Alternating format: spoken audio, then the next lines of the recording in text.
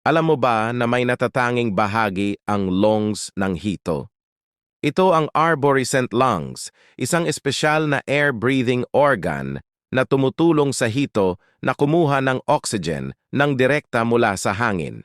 Tinatawag itong arborescent dahil sa estrukturang kahawig ng mga sanga ng puno na may maraming blood vessels o highly vascularized na bahagi.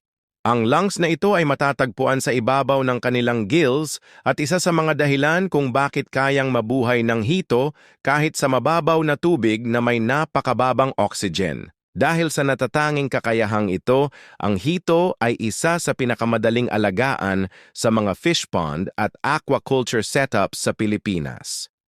Na pwedeng pagkakitaan as additional source of family income. Ang Rosales Aqua Farm ay isang catfish hatchery area located in Digos, Davao del Sur. Mayroon kaming dekalidad na fingerlings para sa mga nais mag-alaga ng hito. Follow and like Rosales Aqua Farm for more hito tips.